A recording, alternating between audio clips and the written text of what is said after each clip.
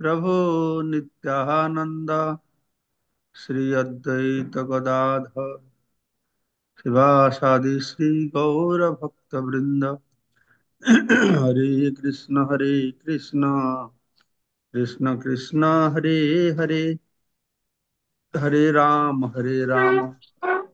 राम राम हरे हरे मुखम करोति वाचालं पंगुलं हैतगिरिं यत्कृपातमहं वन्दे परमानंद माधव श्रीगुरुजनतारिणं श्री चैतन्य ईश्वर। तो मैंने श्रवण करते भगवद गीता अष्टम अध्याय अक्षर ब्रह्म योग।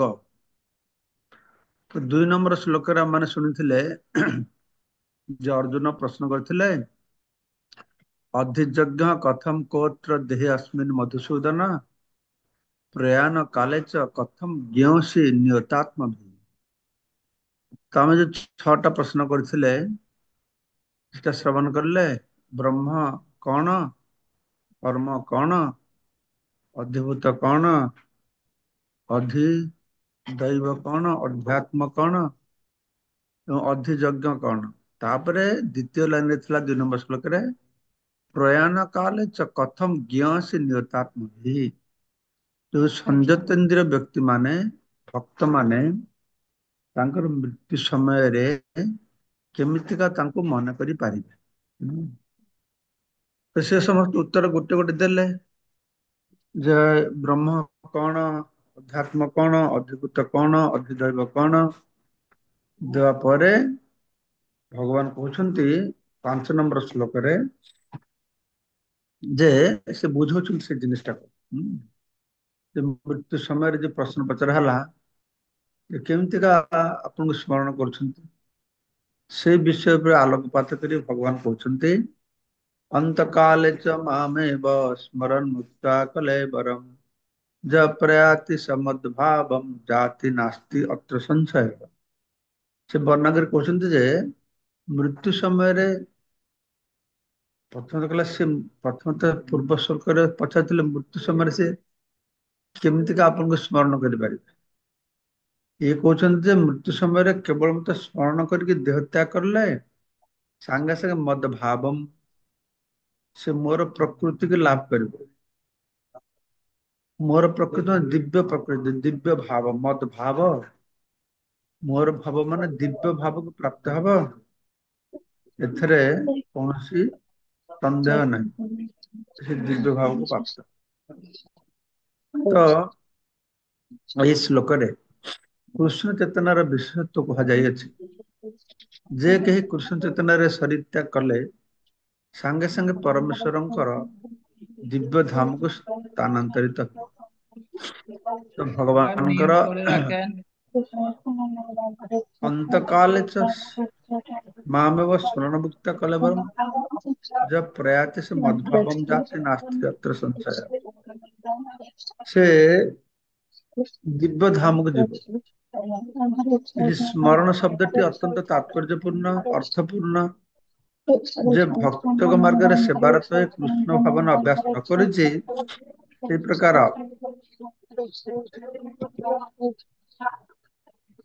মহারাজ দণ্ডবত প্রণাম। ଅବିଶୁଦ୍ଧ ଜୀବାତ୍ମା ପକ୍ଷରେ মহারাজ କୃଷ୍ଣଙ୍କୁ ସ୍ମରଣ এখানে ହରିବୋଲ অনেকগুলো ମ୍ୟୁଟ କର আইডি, କିଏଟା অনেকগুলো আইডি আনমিউট তো শব্দগুলো আসতেছে।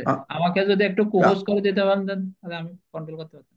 হরিবল মহারাজ অনেকগুলো আইডি আনমিউট তো, ওরা জব করছে, সাউন্ড গুলো আসতেছে ক্লাসে। তোমাকে হোস্ট করে দিচ্ছে। কুহুস করে দিলে হবে। শিখে কুহুস দিতে পারেন, হ্যাঁ ঠিক আছে মহারাজ। এখন আমি হুম।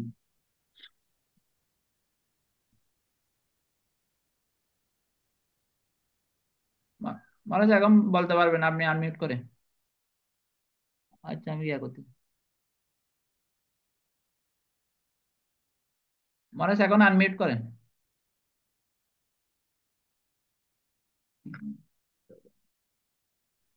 ଓକେ, ହରେ କୃଷ୍ଣ। ତ ସେଠି କଣ କରାହଉଛି ନା ସ୍ମରଣ କରିବା। ଭଗବାନଙ୍କୁ ଯେକୌଣସି ଲୋକ ସ୍ମରଣ କରିପାରିବେନି। ଅବିଶୁଦ୍ଧ ଜୀବାତ୍ମା ପକ୍ଷରେ କୃଷ୍ଣଙ୍କୁ ସ୍ମରଣ କରିବା ସମ୍ଭବ ନୁହେଁ।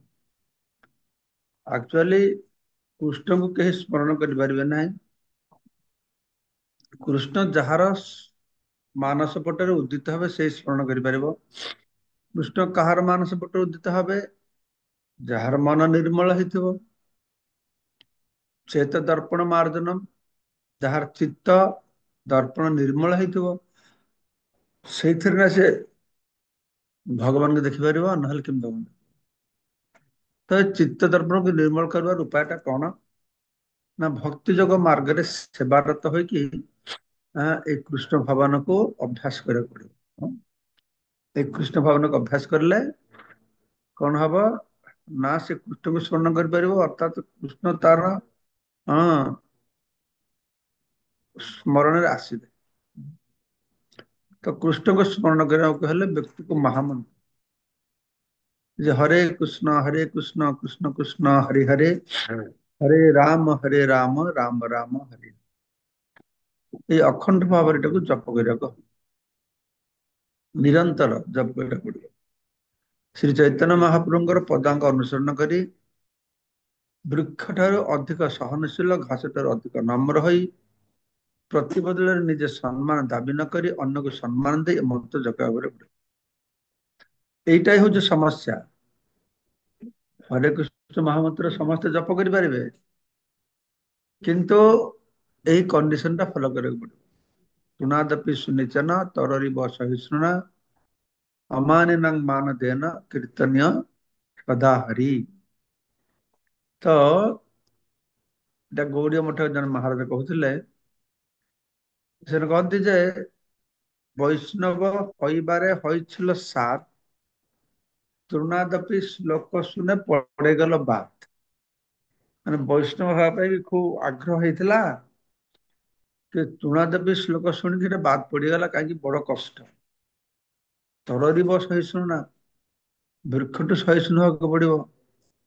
ହଁ, ଆଉ ତୃଣାଦପି ସୁନିଚନ, ତୁମଠାରୁ ଆଉ ନିଚ ହେବାକୁ ପଡିବ। କାହାଠୁ ସମ୍ମାନ ଚାହିଁବନି, ସମସ୍ତଙ୍କୁ ସମ୍ମାନ ଦବ। ଏଇ ସ୍ତରକୁ ଆସିବାଟା ଏତେ ସହଜ ନୁହଁ। ଆମେ ହରେ କୃଷ୍ଣ ନାମ କରୁଛେ, କିନ୍ତୁ ଏଇ ସ୍ତରକୁ ଆସିପାରୁନେ। ପ୍ରଥମତଃ ଏବେ ପଢୁଛେ ବୋଲି ଏଇ ଚାରିଟା ମନେ ପଡୁଛି, ଆଉ ଘଣ୍ଟାକ ପରେ ଏଇଟା ଭୁଲିଯିବା। ତ କେହି ଟିକେ ସମ୍ମାନ ନଦେଲେ ମନରେ ଦୁଃଖ ଆସିଯିବ, ଓ ଆମକୁ ଏତେ ସମ୍ମାନ ଦେଲାନି। ତ କେଉ ସମ୍ମାନ ଦେଲା ତ ମନରେ ଆନନ୍ଦ ଆସିଯିବ, ମୁଁ କେତେ ମହାନ, କେତେ ଶ୍ରେଷ୍ଠ, ମତେ ସମ୍ମାନ କରୁଛନ୍ତି। ଆଉ ସହିବାର ଶକ୍ତି ତ ଏକେବାରେ ନାହିଁ। ଆମେ ସମସ୍ତଙ୍କୁ ସମ୍ମାନ ବି କରୁନେ। ଏ ସମସ୍ତଙ୍କୁ ସମ୍ମାନ କଥା କୁହାଯାଉଛି। ତ କହୁଛି ଏଇ ସ୍ତରକୁ ଆମେ ଆସିଲେ, ତାହେଲେ ଏଇ ମହାମନ୍ତ୍ରଟା ଆମ ଉପରେ ପୁରା ଭଲ ଭାବରେ କାମ କରିବ, ପ୍ରଭାବ ପଡିବ। ଏହି ପ୍ରକାରରେ ବ୍ୟକ୍ତି ସଫଳ ଭାବରେ ଶ୍ରୀକୃଷ୍ଣଙ୍କୁ ସ୍ମରଣ କରି ଶରୀର ତ୍ୟାଗ କରିବାକୁ ସକ୍ଷମ ହବ। ତଦ୍ଵାରା ସେ ପରମ ଲକ୍ଷ୍ୟ ପ୍ରାପ୍ତ ହେବ। ତ ଅର୍ଜୁନଙ୍କର ପ୍ରଶ୍ନ ହେଲା ଯେ କୋଉ ଭାବରେ ସଂଯତ ବ୍ୟକ୍ତି ମାନେ ମୃତ୍ୟୁର ସମୟରେ ବି ଆପଣଙ୍କୁ ସ୍ମରଣ କରିପାରିବେ। ତ ଭଗବାନ ଆରମ୍ଭ କରିଲେ ଯେ ସ୍ମରଣ କରିଲେ କଣ ହବ, ଲାଭଟା କଣ? ଲାଭ ହଉଛି ଭଗବାନଙ୍କର ଭାବକୁ ପ୍ରାପ୍ତ ହବ। ପ୍ରଭୁପାଦ ତାତ୍ପର୍ଯ୍ୟ କହିଲେ ଭାବକୁ ପ୍ରାପ୍ତ ହେଲେ କଣ ହବ? ସେ ଜଡ ଜଗତରେ ରହିବ, ସେ ଚିନ୍ମୟ ଜଗତକୁ ଯିବ। ସ୍ମରଣ କରିବାଟା ସମସ୍ତଙ୍କର ସମ୍ଭବ ନୁହଁ। ତାହେଲେ କେମିତିକା ସମ୍ଭବ ହବ? ନା ହରେ କୃଷ୍ଣ ମହାମନ୍ତ୍ର ନିରନ୍ତର ଜପ କଲେ ସମ୍ଭବ ହବ। ଆଉ ସେ ହରେକୃଷ୍ଣ ମହାମନ୍ତ୍ର ଟା ପୂର୍ଣ୍ଣ କାର୍ଯ୍ୟକାରୀ ହବ ଯଦି ଆମମାନେ ଏ ତୃଣାଦପି ସୁନିଚନ ତରରିବ ସହିଷ୍ଣୁନା ଅମାନିନଂ ମାନଦେନ କୀର୍ତ୍ତନ୍ୟ ସଦାହରି। ଏଇ ଚାରିଟା ନିୟମକୁ ମନେ ରଖିବା। କାହାଠୁ ସମ୍ମାନ ଆଶା କରିବାନି, ସମସ୍ତଙ୍କୁ ସମ୍ମାନ କରିବା, ଏଇଟାକୁ ଅଭ୍ୟାସ କରିବାକୁ ପଡିବ। ଲୋକମାନଙ୍କୁ ଅସମ୍ମାନ କରିବା, ଅପଦସ୍ତ କରିବା, ନିନ୍ଦା କରିବା, ଏଥିରେ ଗୋଟେ ଆମର ଆନନ୍ଦ ଅଛି, ଏଥିରେ ବାହାଦୁରୀ ଅଛି। এটা ନ କରି ପାରିଲେ ଆମେ ନିଜକୁ ଛୋଟ ବୋଲି ମନେ କରୁଛେ। ସେଇଥିପାଇଁ ଆମେ ସମସ୍ତଙ୍କର ନିନ୍ଦା କରିବାକୁ ଭଲ ପାଉଛେ, କ୍ରିଟିସାଇଜ ସମାଲୋଚନା କରିବାକୁ ଭଲ ପାଉଛେ। କିନ୍ତୁ ସେ ଯେ ନିନ୍ଦା କରିବା, ସମାଲୋଚନା କରିବା, ଅପର ବିରୁଦ୍ଧ କଥା କହିବା, ଏଇଟାକୁ ବନ୍ଦ କରିବାକୁ ଅଭ୍ୟାସ କରିବାକୁ ପଡିବ। ଏଇଟାକୁ ବନ୍ଦ କରିବାକୁ ଅଭ୍ୟାସ କରିବାକୁ ହେଲେ ଆମକୁ ଜୀବନରେ ଗୋଟିଏ ବ୍ରତ ନେବାକୁ ପଡିବ। ମୋର ଶତ୍ରୁ ହଉ ମିତ୍ର ହଉ ସବୁବେଳେ ତାର ଭଲ କଥାଟେ ମୁଁ ତ କହିବି ସମସ୍ତଙ୍କ ଆଗରେ କହିବି। ଗୋଟେ ଲୋକ ଭିତରେ 90% ଖରାପ ଗୁଣ ଦେଖିଛି, 10% ଭଲ ଗୁଣ ଦେଖିଛି। ତାହେଲେ ଆମର ଯେ ଜୀବନରେ ଗୋଟେ ଗୋଲ ହବ, ଲକ୍ଷ୍ୟ ହବ, ମୁଁ ସମସ୍ତଙ୍କ ସାମ୍ନାରେ ଆଁ, ପ୍ରତିଟା ବ୍ୟକ୍ତିର ଭଲ କଥାଟା ଖାଲି କହିବି। ନା ଆମେ ତ ଆମକୁ କରିବାକୁ କଷ୍ଟ ହଉଛି, ଦେଖିବା ଏଇଟା କରିଲେ ଖୁବ ଆନନ୍ଦ ପାଇବେ। ହୁଁ। ସବୁବେଳେ ଅନ୍ୟର ପ୍ରଶଂସା କରିଲେ, ଗୁଣଗାନ କରିଲେ ଆନନ୍ଦ ଅଛି। ନିନ୍ଦା କରିଲେ ଗୋଟେ ଭୌତିକ ତଥାକଥିତ ଆନନ୍ଦ ସେତେବେଳେ ମିଳିବ, କିନ୍ତୁ ପ୍ରଶଂସା କଲେ ଦିବ୍ୟ ଆନନ୍ଦ ମିଳିବ।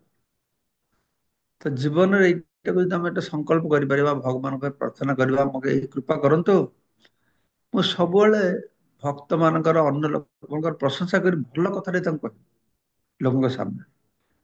କାହିଁକି ନା ଗୋଟେ ସମସ୍ୟା ଅଛି, ଖରାପ କଥା ଲୋକଙ୍କୁ ଯେତେ କହିବା, ଆଉ ଯେତେ ଖରାପ କଥା ଅନ୍ୟର ଖରାପ ଗୁଣ ଆମେ ଚିନ୍ତା କରିବା, ଚର୍ଚ୍ଚା କରିବା, ଗୁରୁ ମହାରାଜ କହିଛନ୍ତି ଯେତେ ଅପରର ଖରାପ କଥା ଆମେ ବର୍ଣ୍ଣନା କରିବା, ଚର୍ଚ୍ଚା କରିବା, ସେ ଖରାପ ଗୁଣ ଗୁଡିକ ଆମର ଭିତରେ ଆସିକି କଣ ହବ, ପ୍ରକାଶିତ ହବ। ସେଥିପାଇଁ କି ଅପରର ଖରାପ ଜିନିଷଟା ଆମେ ପ୍ରକାଶିତ କରିବାନି। ଆଉ କାହାର ନିନ୍ଦା କରିକି କ୍ରିଟିସାଇଜ କରିକି ସେ ଯୋଉ ଯାହାକୁ ନିନ୍ଦା କ୍ରିଟିସାଇଜ କରିବା, ସେ ଯାହା ଦୁଃଖ ପାଇବ ମନରେ, ସେ ଦୁଃଖ ପାଇଁ ବି ଆମେ ଦାୟୀ ରହିବା। ଏଥିରେ ଅନେକ ଜିନିଷ ରହିଛି ଯୋଉଟାକୁ ଚିନ୍ତା କରିକି ଆମେ ଯତ୍ପରୋନାସି ଚେଷ୍ଟା କରିବା, ଯେମିତିକି ଆମେ ଅପରର ନିନ୍ଦା କରିବାନି, ପ୍ରଶଂସା କରିବା। ଆଉ ନିଜର ପ୍ରଶଂସା ଶୁଣିବାନି। ହଁ, ଆମର ନିଜର ପ୍ରଶଂସା ଶୁଣିଲେ ଖୁବ ଆନନ୍ଦ ଲାଗେ, ଆମକୁ କିଏ ନିନ୍ଦା କଲେ ଖୁବ ଦୁଃଖ ଲାଗେ। କିନ୍ତୁ ମୁଁ ଗୋଟେ ପୁରାଣରେ ପଢିଛି ଯେ ଆତ୍ମନିନ୍ଦା ଶ୍ରବଣ କରିଲେ ଭକ୍ତି ବଢେ, ଆତ୍ମନିନ୍ଦା ଯେ ଶ୍ରବଣ କରିବ ଭକ୍ତିର ଉନ୍ନତି ହବ। ଆତ୍ମସ୍ତୁତି ଶ୍ରବଣ କରିଲେ ଭକ୍ତି କମିବ। ସେଥିପାଇଁ ଆତ୍ମସ୍ତୁତି ଲୋକମାନେ କରନ୍ତୁ, ମୋର ପ୍ରଶଂସା କରନ୍ତୁ, ମହିମା ଗାନ କରନ୍ତୁ, ଏଇଟାକୁ ଆମେ ଆଶା ନ କରିବା, ପୁରା ହୃଦୟରୁ ମୂଳୋତ୍ପାଟନ କରିବାକୁ ପଡିବ। ହଁ, ମୋର ଲୋକ ମହିମା ଗାନ କରନ୍ତୁ, ସ୍ତୁତି କରନ୍ତୁ, ବା ଅନ୍ୟମାନେ ବର୍ତ୍ତମାନ ନିନ୍ଦା କଲେ ବା ସମାଲୋଚନା କଲେ ମନ ଆମର ଭାଙ୍ଗିଯାଏ, ଦୁଃଖୀ ହେଇଯାଏ। ଏଥିରେ ଦୁଃଖ ହବାର କାରଣ ନାହିଁ, କାହିଁକି ନା ସେଥିରେ ବି ଆମର ଭଲ ହବ। ସେ ବୈଷ୍ଣବ ମାନେ ଯାହାକୁ ସମାଲୋଚନା କରିବେ, ସେଥିରେ ଆଉ ବେଶୀ ଭଲ ହବ। ସେଥିପାଇଁ ଆମକୁ କଣ କରିବାକୁ ପଡିବ ନା, ଆମ ମାନେ ସବୁବେଳେ ଏ ଅମାନିନାଙ୍କୁ ମାନ ଦିଅ। କେମିତିକା ଏଇଟାକୁ ଆମେ ମାନେ ଅମାନିନାଙ୍କୁ ମାନ ଦେନ, ଏଇ ଜିନିସଟାକୁ କେମିତି ଆମେ ମେଣ୍ଟେନ କରିବା, ସେଟା ଚେଷ୍ଟା କରିବା ଦରକାର। ଆଉ ତୃଣାଦପି ଶୁନିଚନ ତରୁରୀ ବସା ସୁନା, ଏ ତ ଆହୁରି କଷ୍ଟକର, ଦୁଇଟା ବି ବହୁତ କଷ୍ଟକର। ହଁ, ସବୁ କିଛି ସହିବା, ହଁ, ସବୁଠୁ ନିଚୁ ହେଇକି ରହିବା କଷ୍ଟକର, କିନ୍ତୁ ସେଇଟା ହଉଛି କଣ୍ଡିସନ। ଠିକ ଅଛି, ତ ଭଗବାନ କହିଲେ ଯେ ମୋ କଥା ସ୍ମରଣ କରି ଦେହ ତ୍ୟାଗ କରିବ, ସେ ମୋ ଧାମକୁ ପ୍ରାପ୍ତ ହବ।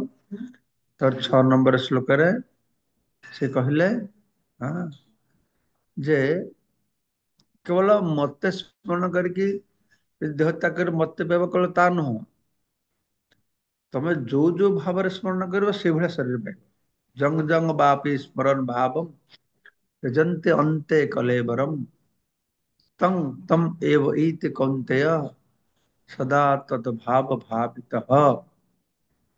ହେ କୁନ୍ତି ପୁତ୍ର, ଏଇ ଶରୀର ତ୍ୟାଗ କଲା ବେଳେ ବ୍ୟକ୍ତି ଯୋଉ ଭାବ ମନରେ ପୋଷଣ କରେ, ସେ ନିଶ୍ଚିତ ରୂପେ ସେଇ ଭାବ ହିଁ ପ୍ରାପ୍ତ ହୁଏ, ଅର୍ଥାତ୍ ସଦୃଶ ଜୀବ ଜନ୍ମରେ ପ୍ରାପ୍ତ ହୁଏ। ଯାହାର ଚିନ୍ତା କରିକି ଦେହ ତ୍ୟାଗ କରିବ, ଯେମିତିକା ତାର ପ୍ରମାଣ ହଉଛନ୍ତି ଭରତ ମହାରାଜ। ସେ ମୃତ୍ୟୁ ସମୟରେ ହରିଣକୁ ଚିନ୍ତା କରି ଦେହ ତ୍ୟାଗ କରିଲେ, ସେ ଗୋଟେ ହରିଣ ଶରୀର ପାଇଲେ। ଜଙ୍ଗ ଜଙ୍ଗ ବାପି ବା ଅପି ବାପି ସ୍ମରଣ ଭାବମ୍ ତ୍ୟଜନ୍ତେ ଅନ୍ତେ। ହଁ, କଳେବରମ୍, ଶେଷରେ ଯେ ଦେହ ତ୍ୟାଗ କରିବ, କଳେବରକୁ ତ୍ୟାଗ କରିବ, ଯୋଉ ଯୋଉ ଭାବରେ ସେ ଶରୀର ତ୍ୟାଗ କରିବ, ସେଇ ଭାବକୁ ପ୍ରାପ୍ତ ହବ, ଅର୍ଥାତ୍ ସେଇ ଯୋନି ପ୍ରାପ୍ତ ହବ, ସେଇ ଶରୀର ପ୍ରାପ୍ତ ହବ। ତ ମୃତ୍ୟୁ କାଳର ବିଷମ ମୁହୂର୍ତ୍ତରେ କିପରି ବ୍ୟକ୍ତି କିପରି ତା ପ୍ରକୃତି ପରିବର୍ତ୍ତନ କରିପାରିବ, ସେଇ ବିଧି ହିଁ ଏଠାରେ କୁହାଯାଇଛି। ଅର୍ଥାତ ଏ ଜୀବନର ମୃତ୍ୟୁ ସମୟଟି ଆମର ସବୁଠାରୁ ବେଶୀ ଗୁରୁତ୍ୱପୂର୍ଣ୍ଣ ମୁହୂର୍ତ୍ତ। ଗୁରୁତ୍ୱପୂର୍ଣ୍ଣ ମୁହୂର୍ତ୍ତ। ଜୀବନରେ ବହୁ ପରୀକ୍ଷା ଆମେ ପାସ୍ କରୁଛେ, କିନ୍ତୁ ଆମର ଶେଷ ପରୀକ୍ଷା ହଉଛି ମୃତ୍ୟୁ। ସେଇ ପରୀକ୍ଷାରେ ଫେଲ ହେଇଗଲେ ବାସ୍ ଫେଲ ହେଇଯିବ। ଏଥିପାଇଁ କି ଆମର ମୃତ୍ୟୁ କାଳର ବିଷମ ମୁହୂର୍ତ୍ତ, ଏଟା ବିଷମ ମୁହୂର୍ତ୍ତ। এই সময় ଯାହା ଚିନ୍ତା କରିବା ସେଟା ପରବର୍ତ୍ତୀ ଗତି ହବ। ସେଇ ଚିନ୍ତାଟା ନିର୍ଭର କରୁଛି ଆମେ ସାରା ଜୀବନଟା କିଭାବେ ଜୀବନକୁ ଅତିବାହିତ କରିଛି। ଯୋଉ ଭାବେ ଜୀବନ ଅତିବାହିତ କରିବା ସେଭଳିଆ ଚିନ୍ତା ଆସିବ। ଯଦି କୁକର୍ମରେ ରତ ଥିବା କୁକର୍ମ ଚିନ୍ତା ଆସିବ, ଭଗବାନଙ୍କ ସେବା ରତ ଥିବା ତାହେଲେ ଭଗବାନଙ୍କ ଚିନ୍ତା ଆସିବ। ତ ସେଥିପାଇଁ କୁହାଯାଉଛି କିପରି ବ୍ୟକ୍ତି ଉପଯୁକ୍ତ ମାନସିକ ଭାବ ନେଇ ବରଣ କରିପାରେ, ସେଇଟା ହେଲା କଥା। ତ ମହାରାଜ ଭରତ ମୃତ୍ୟୁ ସମୟରେ ଏକ ମୃଗର ଚିନ୍ତା କରିଥିଲେ, ତେଣୁ ସେ ମୃତ୍ୟୁ ପରେ ସେଇ ଜୀବନ ପ୍ରାପ୍ତ ହେଲେ। ଅବଶ୍ୟ ଏକ ମୃଗ ରୂପରେ ମହାରାଜ ଭରତ ତାଙ୍କର ଗତ ଜୀବନର କ୍ରିୟାକଳାପକୁ ମନେ ପକାଇଥିଲେ। ତ ବ୍ୟାପାର ହଉଛି ଭରତ ମହାରାଜ ମହାନ ଭକ୍ତ ଥିଲେ। କେବଳ ଭକ୍ତ ଥିଲେ ତା ନୁହଁ, ସିଏ ଭାବସ୍ତରରେ ବି ଉନ୍ନତ ହେଇଛି। କିନ୍ତୁ ଭାବସ୍ତର ଉନ୍ନତ ହେଲେ ବି ସେଠୁ ପତନ ହବାର ଚାନ୍ସ ରହିଛି। ଭକ୍ତିଟା ଯେକୌଣସି ସ୍ତରରୁ ପତନ ହେଇପାରେ। ଯେତେ ଉନ୍ନତ ସ୍ତରରେ ପତନ ହବାର ସୁଯୋଗ ଚାନ୍ସ ରହିଛି। ତ ମହାରାଜ ଭରତ ସାରା ଜୀବନ ଭକ୍ତ ଥିଲେ, ମୃତ୍ୟୁ ସମୟରେ ଆକସ୍ମିକ ଭାବରେ ମୃଗକୁ ପ୍ରତି ହରିଣ ପ୍ରତି ଆସକ୍ତ ହେଲେ, ହରିଣ ଜନ୍ମ ହେଲେ। କିନ୍ତୁ ତାଙ୍କର ଭକ୍ତିର ପ୍ରଭାବ ପାଇଁ ସେ ପୂର୍ବ ଜନ୍ମ କଥା ସ୍ମରଣ କରିପାରିଲେ। ସାଧାରଣତଃ ସବାଇ ଭୁଲି ଯାଆନ୍ତି ନା।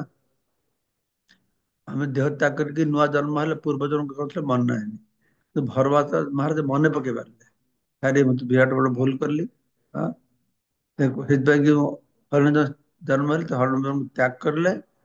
ସଙ୍ଗେ ସଙ୍ଗେ ତ୍ୟାଗ କରିକି ସେ ଜଡ ଭରତ ରୂପ ଧାରଣ କରିକି ସେ ଆଉ ପୁରା ମୁକ ବଧିର ଭଳିଆ ରହିଲେ, କାହା ସାଙ୍ଗରେ କୌଣସି ସମ୍ପର୍କ ରଖିଲେ। ତ ବ୍ୟକ୍ତି ଜୀବନ ଯାପନ କାଳ ମଧ୍ୟରେ ଯୋଉ ପ୍ରକାର କ୍ରିୟାକଳାପ ଭାବନାରେ ନିଯୁକ୍ତ ଥାଏ, ସେହି ପ୍ରକାର ଭାବନା ହିଁ ମୃତ୍ୟୁ ସମୟରେ ଆସେ। ଅତଏବ ଏଇ ଜୀବନର କାର୍ଯ୍ୟକଳାପ ବ୍ୟକ୍ତିର ଭବିଷ୍ୟତ ଜୀବନ ନିର୍ଦ୍ଧାରଣ କରେ। ଯଦି ବ୍ୟକ୍ତି ଏଇ ଜୀବନରେ ଦିବ୍ୟ କୃଷ୍ଣ ସେବାରେ ବରାବର ନିଯୁକ୍ତ ଅଛି, ମୃତ୍ୟୁ ପରେ ସେ ନିଶ୍ଚୟ ଦିବ୍ୟ ଶରୀର ପ୍ରାପ୍ତ ହେବ। ଆଉ ଭୌତିକ ଶରୀର ପ୍ରାପ୍ତ ହେବ ନାହିଁ। ତେଣୁ ବ୍ୟକ୍ତି ତାର ବର୍ତ୍ତମାନ ଭାବକୁ ସଫଳ ଭାବରେ ଦିବ୍ୟ ଭାବକୁ ପରିବର୍ତ୍ତିତ କରିବାର ଏକମାତ୍ର ସର୍ବୋତ୍ତମ ବିଧି ହେଲା ହରେ କୃଷ୍ଣ କୀର୍ତ୍ତନ କରିବା। ଆଗାମୀ କାଲି ଯାଇନ, ବର୍ତ୍ତମାନ 3-4 ଦିନ ତ ମୁଁ କୃଷିରେ ରହିବି। ଏ କ୍ଲାସ ତ ସମ୍ଭବ ହବ କି ନା ଜାଣିନି, ସେଠି ନେଟ ମିଳିବନି। ନହେଲେ ମୁକୁନ୍ଦପୁର କିଛି ଆପଣ ମାନଙ୍କୁ ଶୁଣେଇବେ। ତ ବର୍ତ୍ତମାନ ଆମ ମାନେ କଣ କରିବା, ବଙ୍ଗଳାରେ ଚୈତନ୍ୟ ଚରିତାମୃତ କିଛି ପାଠ କରିକି ଶ୍ରବଣ। ମହାରାଜ ପ୍ରଣାମ, ମୋର ଗୋଟେ ପ୍ରଶ୍ନ ଅଛି। କୁହ। ଯୋଉ ଆଜି ଯୋଉ ବିଷୟରେ ଆଲୋଚନା ହେଲା, ଯଦି ଭଗବାନ କୌଣସି ଶୁଦ୍ଧ ଚିତ୍ତ ମନୁଷ୍ୟ ପାଖରେ କିଛି ମାନେ ଏହସାସ ହେଲା, କିଛି ସେ ସତ୍ତାକୁ ଉପଲବ୍ଧି କରିପାରିଲା ଯେ କୌଣସି କାରଣ ତାର ପତନ ହେଲା, ତ କଣ ଫେର କଣ କରିଥିଲେ ଭଗବାନ ତା ପାଖକୁ ଆସିପାରିବେ? ସେ କଥା ତ ଭଗବାନ କହିଛନ୍ତି ନା, ଯୋଗୀର ଯଦି ପତନ ହବ ତାହେଲେ ସେ ପର ଜୀବନରେ ପୁଣି ଥରେ ତାକୁ ସୁଯୋଗ ମିଳିବ। ହଁ, କୋଉ ଯୋଗୀ ଘରେ ହଉ, ଆଭିଜାତ୍ୟ ସମ୍ପନ୍ନ ଘରେ ହଉ, ଯୋଉଠି ଜନ୍ମ ଲାଭ କରିକି ସେ ପୁଣି ସୁଯୋଗ ପାଇବ, ସେଠୁ ସେ କୃଷ୍ଣ ଭକ୍ତି କରିବ। କାହିଁକି ଭଗବତ ଭକ୍ତି ତ ସ୍ୱଳ୍ପମ୍ୟପି ସେ ଧର୍ମସ୍ୟ ପ୍ରାୟତଃ ମାହାତ୍ମ ଭୟ ଯଦି ଭଗବତ ଭକ୍ତି କରି ତାର ଲସ୍ ନାହିଁ, ସେ ଆଜ୍ଞା। ସେଠୁ ଆଉ ଥରେ ଆରମ୍ଭ କରିବ। ତ ଠିକ। ଏଇ ଜନ୍ମରେ ଯଦି ଏଇ ଜନ୍ମରେ ଯୋଉ ଭଗବାନଙ୍କର ଅନୁଭୂତି ହଉଥିଲା ଯେ ଏଇ ଜନ୍ମରେ ସେ ଯଦି ତାକୁ ଫିଲ୍ ହେଲା ଯେ ମୋର କିଛି ଅପରାଧ ହେଇଯାଇଛି କି କିଛି ବି ହେଇଛି, ତାହେଲେ ମୁଁ କେମିତି ଫେର ଭଗବାନଙ୍କୁ ଦ୍ୱିତୀୟ ଥର ଏଇ ଜନ୍ମରେ ହିଁ କଣ କରିକି କେମିତି ଫେର ପାଇପାରିବି? ହଁ, ଯଦି ସେ କିଛି ଭୁଲ ଭାଟ କରିଲା, ଭଗବାନଙ୍କୁ ଭୁଲିଗଲା, ପୁଣି ପରେ ନିଜ ସୌଭାଗ୍ୟ ପାଇଁ କି ହଉ ବା କୌଣସି ସାଧୁ ସଙ୍ଗରେ ଭୁଲଟା ବୁଝିପାରିଲା, ଏଇଭଳିଆ ବହୁତ ଦୃଷ୍ଟାନ୍ତ ଅଛି। ଯମୁନାଚାର୍ଯ୍ୟ ସେ ଭକ୍ତ ଥିଲେ, ତାପରେ ଭକ୍ତିଟାକୁ ଛାଡିଦେଲେ, ତାପରେ ପୁଣି ସାଧୁ ସଙ୍ଗ କରିକି ପୁଣି ବିରାଟ ଆଚାର୍ଯ୍ୟ ହେଇଗଲେ। ବୁଝିପାରିଲେ କି? ଆଜ୍ଞା। ଏଇଭଳିଆ ବହୁତ ଆଜ୍ଞା। ଦୃଷ୍ଟାନ୍ତ ଅଛି। ଏଇ ଜୀବନରେ ହିଁ ପୁରା ଭକ୍ତିକି ଛାଡି ଦେଇଛନ୍ତି, ତାପରେ ସେ ବିରାଟ ମହାପୁରୁଷ ହେଇଯାଇଛି। ବୁଝିପାରିଲେ? ସେଟା ଆଜ୍ଞା। ବି, ହଁ ସେଟା ବି। ପ୍ରଣାମ ତ ପ୍ରଭୁ।